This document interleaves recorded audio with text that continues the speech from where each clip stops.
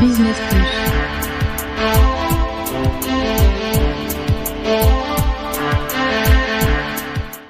Bonjour, je m'appelle Lionel Ngelekan, je suis le CEO de BK Service.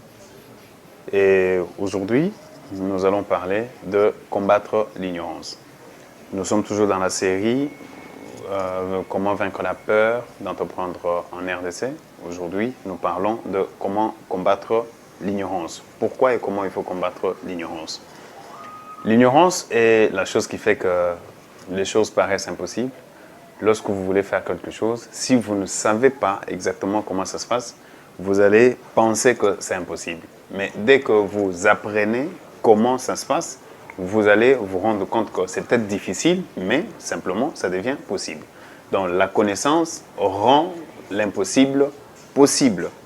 J'insiste, la connaissance ne rend pas l'impossible facile, mais ça rend l'impossible possible. Lorsque vous connaissez, par exemple, la différence qui existe entre un actif et un passif, vous allez savoir sur quoi investir essentiellement. Le truc, c'est que nous, à BK Service, on a commis cette erreur parce que lorsque nous avons commencé, on ne comprenait pas très bien la différence qu'il y avait entre un actif et un passif. Par exemple, nous avons beaucoup misé sur les éléments du passif, comme les bureaux. On avait un bureau climatisé, on avait des meubles qui présentaient très bien, moquettes et consorts. Mais le truc, c'était que ça ne rapportait rien. Ça rapportait rien parce que les clients,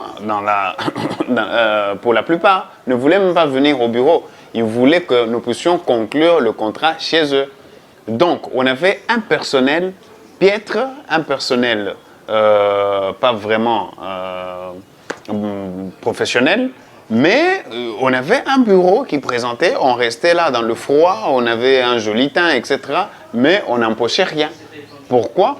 Parce que les passifs étaient notre premier objectif. Mais non. Et donc, ça faisait que l'argent qu'on avait, on investissait sur le bureau, on investissait sur l'apparence, on investissait sur des choses, en fait, qui n'avaient rien à voir avec l'argent à rapporter. Dans notre cas, l'actif était la formation du personnel, un bon recrutement, le personnel de qualité, mais aussi assurer peut-être le transport, les déplacements de ces gens pour aller trouver des marchés. Vous voyez? Non, on ne faisait pas ça. On était plutôt en train de travailler sur des choses qui n'intéressaient vraiment pas le client. Par exemple, dans le cadre de nos activités, l'actif, pour nous, c'est les clients. C'est les clients. Donc, on n'avait pas un portefeuille client. Et moi, j'étais là au bureau, je faisais le boss et je pensais que les gens étaient vraiment sur le terrain en train de chercher le marché.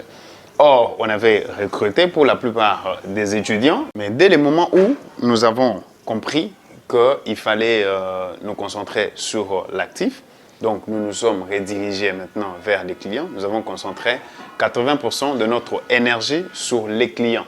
Et nous nous sommes rendus compte que même les financements dont on parlait, on croyait que c'était difficile et tout ça, en réalité, les financements étaient l'argent que les clients détenaient. Les clients avaient l'argent à nous donner, mais nous, on n'était pas à la hauteur.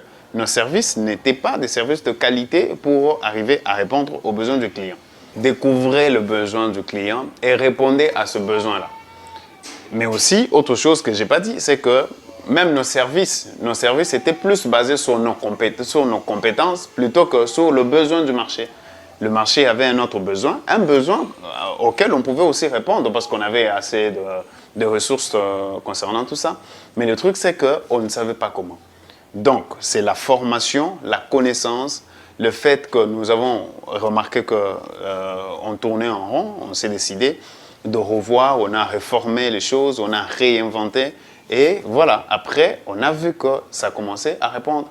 Nous nous sommes donc rendus compte que les clients cherchaient des entreprises de notre type, mais seulement nous, on ne s'était jamais présenté auprès de ces gens-là. C'est pour ça que moi, je vous conseille de toujours commencer par les clients. Généralement, on a tendance à commencer par le produit, mais aussi par l'emplacement, le bureau, etc.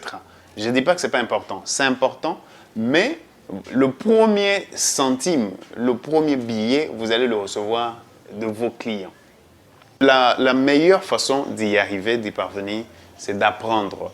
Il faut faire des formations, il faut aller auprès des autres entrepreneurs, vous faire encadrer, vous faire coacher. Un coach, par exemple, c'est quelqu'un qui fait ce que vous faites, mais qui a déjà acquis une certaine expérience.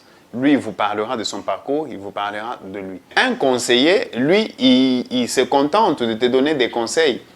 Il ne sait pas combien ce genre de conseils peuvent te coûter, mais il te les donne parce que c'est une idée qui traverse son esprit. Voilà, si vous avez aimé cette vidéo, je vais vous demander de faire deux choses très simples. La première, c'est que vous allez vous abonner à la chaîne.